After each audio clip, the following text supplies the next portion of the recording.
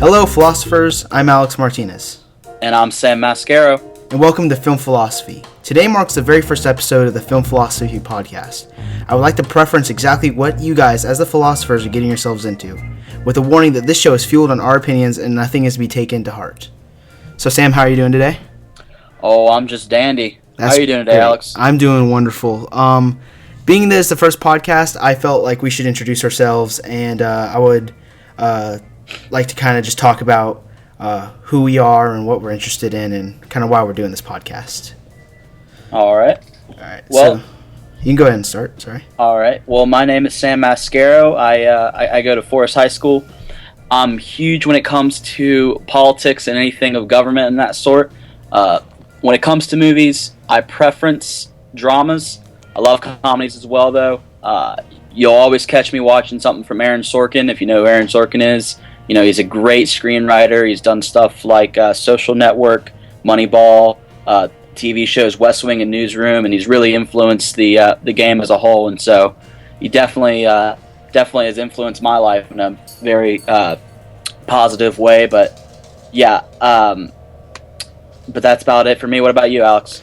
I've been interested in film for a while. I actually started back in elementary school, kind of experimenting with different cameras that I would find. My friend let me borrow his one time, and I shot like a 2-minute video of my dog and ended up making like a small like stop motion animation with it. And it was really intriguing to me just how you can take this camera and create a whole story out of my dog. I made an entire story voiced over. It sounded like my dog was talking, and it just was really weird to me that I could do that. And later on, I started to write, and I actually created a film not too long ago. It's a little short film. It's on my YouTube channel called Flood, which was my actual first short film. And it was really cool to kind of work on that with my friends because I've never done anything like that before.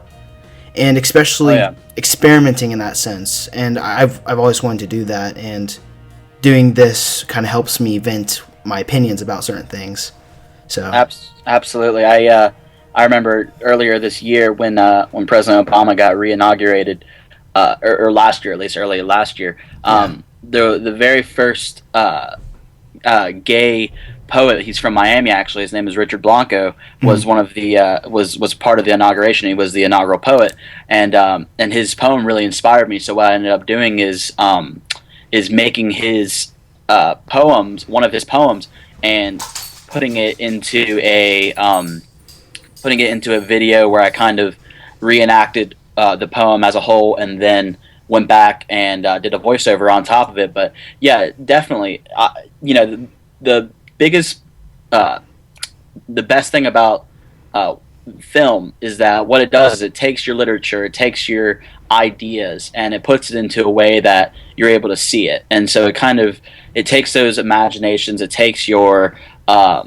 anything that you kind of view in your mind. You know, when we read a book, I remember when I used to read Harry Potter back before the movies came out, I remember I used to try to see what was happening in my head, see what Harry and Ron and Hermione were doing, see what was going on. And then when you actually see it on the film, when you see it on the screen, it really helps enforce that that idea that you had. Yeah, and film adaptations have that kind of sense, and I would talk a lot more deeper into it, but my opinion about it is that I remember reading this one book called Tunnels, and it was amazing. Underground civilization, adventures. It was really intriguing to me, and once I started to look more into it, I was like, oh, they're making a film. But then I started thinking, oh, wait a minute, I think of this character looking like this, but this is the actor they chose for her. It's hard sometimes to see that in your mind you created these characters while the writer was creating them. And you kind of made what they looked like and how they seemed to you and how they acted. And then in a film, they look completely different, but they're the same character. Right. Yeah, I mean, it all depends on a variety of factors. I mean, when it comes to things like Hunger Games and recently with Harry Potter and all that kind of stuff, what I think they did a good job because they really, I mean, when it comes to Hunger Games, they kind of did, but when it comes to Harry Potter and when it comes to other movies such as, let me think, Gosh, I can't even. Alex, you want to help me out here because I'm trying to think of Which film adaptations. um, I can think of one of the worst ones I saw, but you ever seen the movie Where the Wild Things Are? Oh my gosh, That book was like 10 pages, and they made like a 2 hour movie out of it. they made so much stuff out of it and they didn't. Yeah, I was watching the movie. I'm like, wow. The first couple minutes of the movie, I'm like, okay, this makes sense. This makes sense. And then it starts. They took a lot of the source material, which is always good, especially for a movie such as Star Trek and stuff. Taking the source material and kind of adapting it into your own, and seeing these characters that were in a book, and then seeing them and being like, oh gosh, they took these characters and like completely changed them to make them film worthy. right.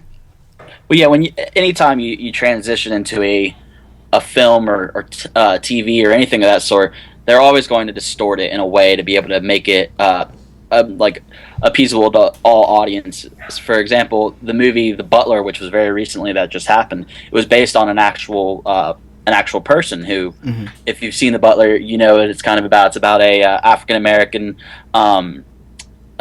butler who works in the White House, and he progresses through like 6 presidencies and all that kind of stuff.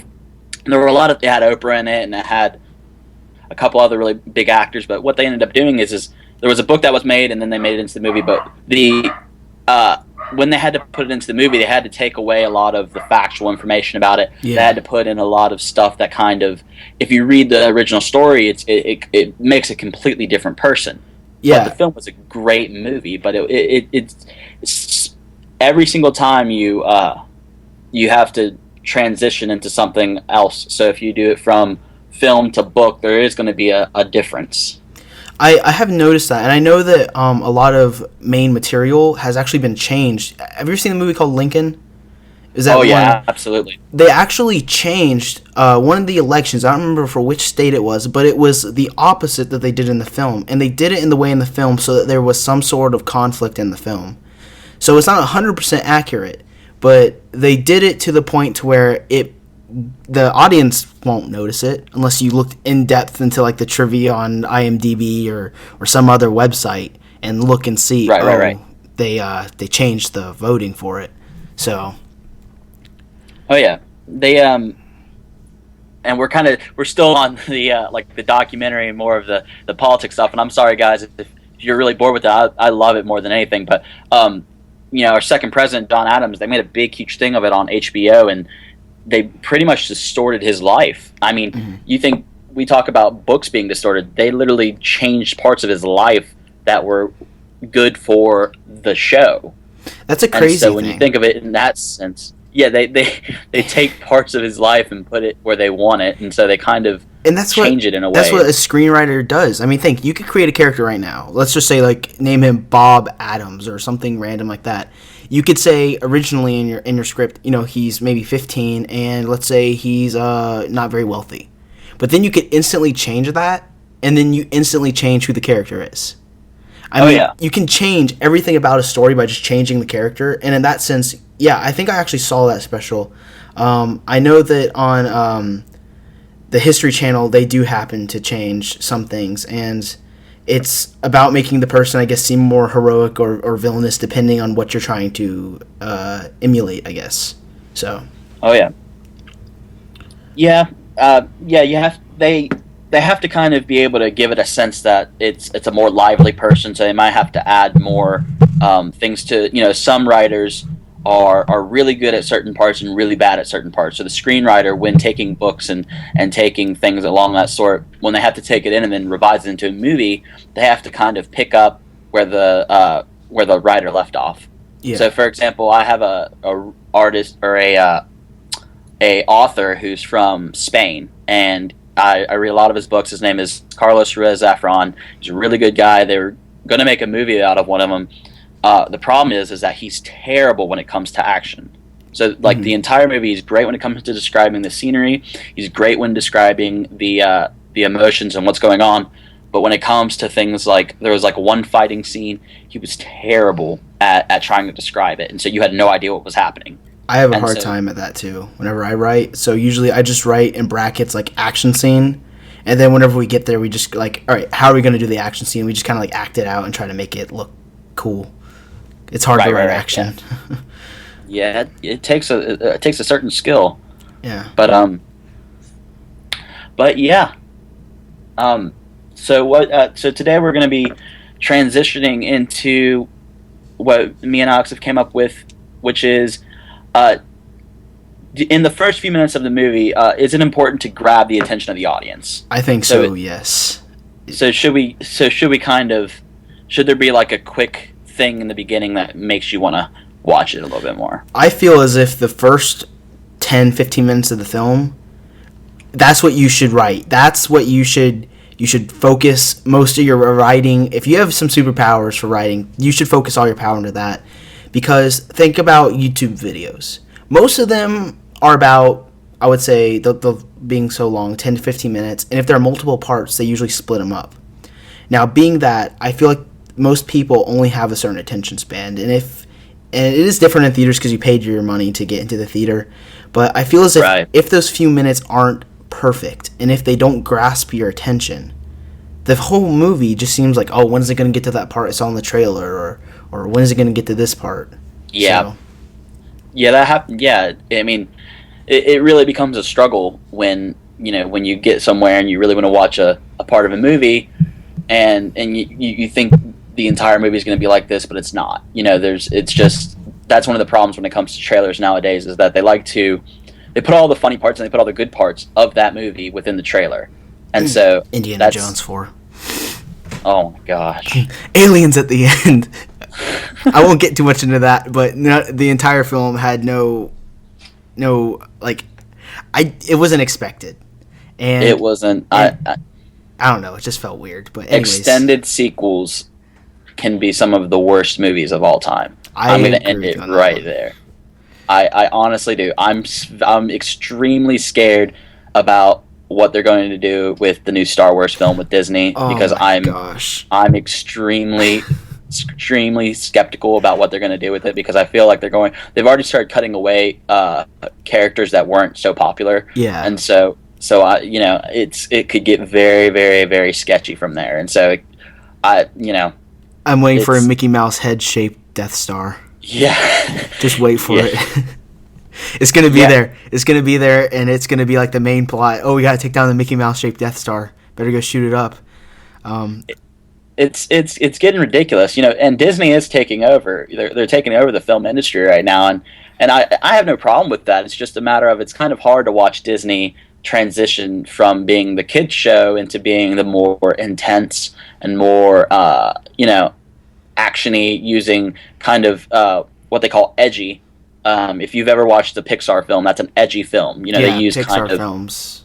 Pixar films are great, but the way that they do their dialogue is that they kind of like to mix adult factors within the childlike movie, and so you'll hear things kind of that are dry, humorish, kind of adultish kind of ways, and the kids won't really understand it until they get older, but the adults who are watching it are kind of, they're laughing at it. I have that experience. I grew up watching Toy Story, saw them on ABC Family the other day again, completely saw it in a different fact. I was like, oh my, can't believe I didn't see any of this stuff on there. It's crazy. Right, yeah. But I do agree with you on the Disney part, and I believe Joss Whedon's The Avengers really turned around like Marvel or Disney. I'm sorry, Disney's whole aspect of like, oh, we can actually do this stuff. Look at this director we just hired for The Avengers. That really, wow. I mean, they got so much money off of it, and oh yeah, it was a beautiful movie. So that was one of the best action films by far that Disney has ever done. They've tried to delve into the action scene, and they've tried to put stuff here and there, and it's just not really working. So they said, we're just going to take the epitome of action, take the biggest superheroes of them all, and make the movies out of them. And so they did a pretty good job on that. But like I said, it's getting kind of hard to see Disney transition from being such a one-way company into becoming such a diverse company. And it's a good thing also because it shows the business-like structure of dealing with film and dealing with TV. For example, Disney's bought Marvel, Disney bought ESPN, so they own ESPN, Marvel, Disney, like the Disney Channel, Disney XD for those who really like animation. And so they've kind of they've started to change a little bit, and it's a good thing. It's just it kind of takes away from the original aspect of Disney, the more kid-like things. Even the shows right now on Disney Channel are starting to get a little bit more edgy here or there. You know, they're just starting to kind of get just a tad bit more adult every time, and so Yeah, you know, yeah. And I feel as if with the whole change, it's like you said, it's a good change, and I feel as if a lot of shows are starting to do that, and they're placing storytelling over society. Society saying, "Oh, this doesn't seem right for kids to be able to see this kind of content," but then storytelling being, "Oh, look what we can do, though." I'm gonna make an example of Breaking Bad, beautiful TV show. It was a really good show. Just the concepts they had in that show, really right.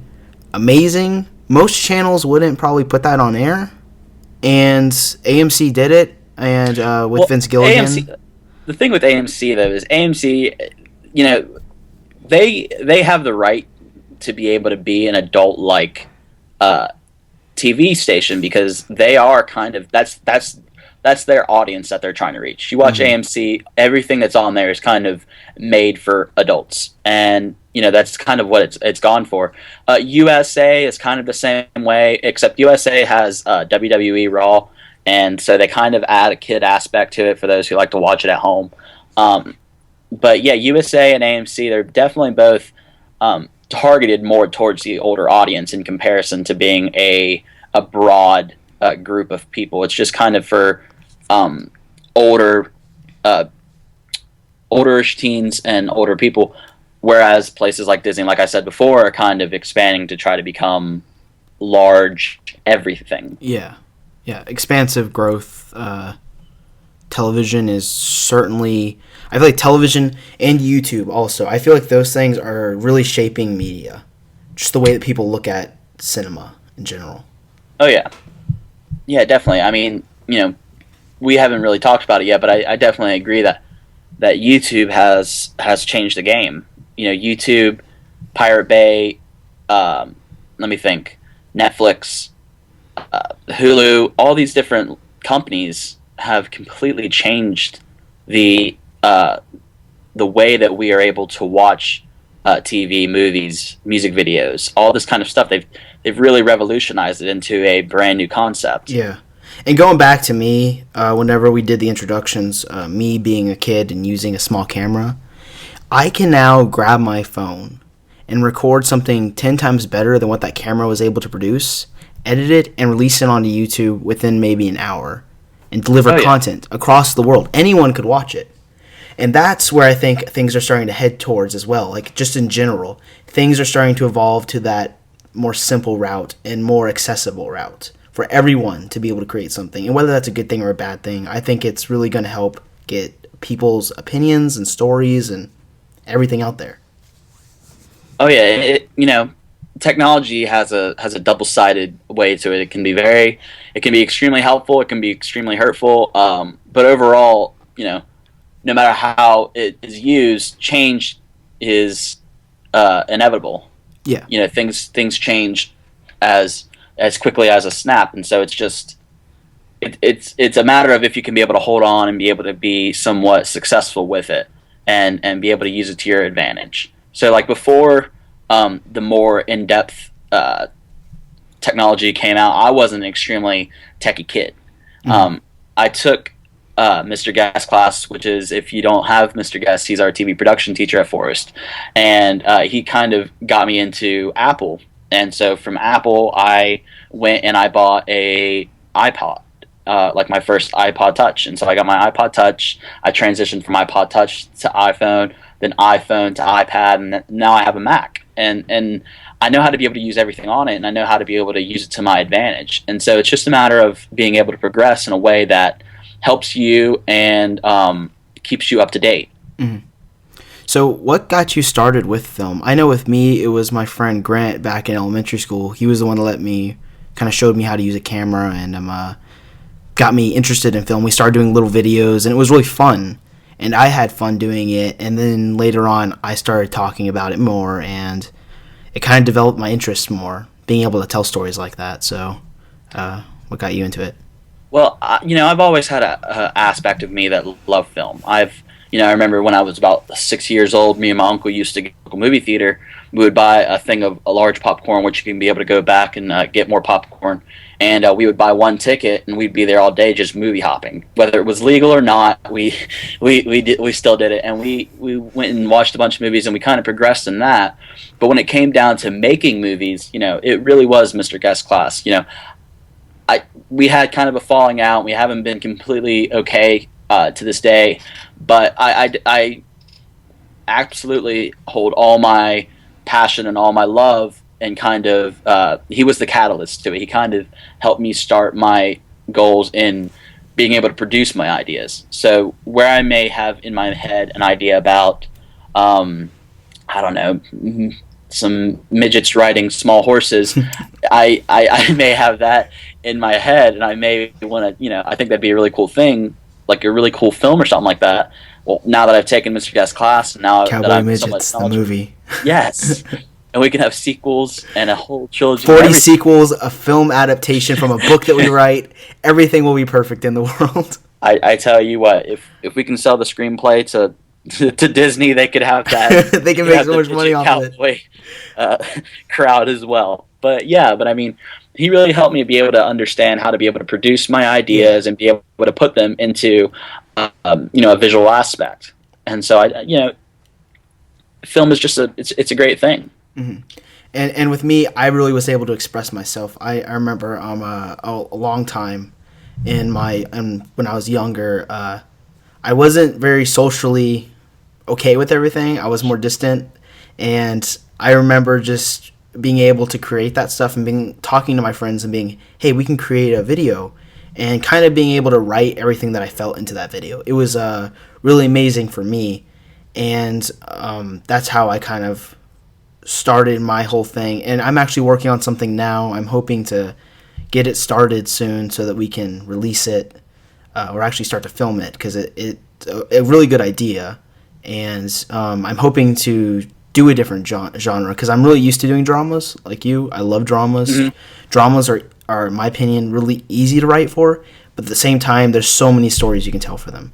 You can tell so much stuff in a drama without having a lot of dramas focus around death and romance in that kind of sense. Well, drama, when you kind of do a film, because it really is, in every aspect, it's really hard to be able to be good at it. So when it comes to things like comedy, there's basically kind of three. There's dramas, there's comedy, and then there's thrillers.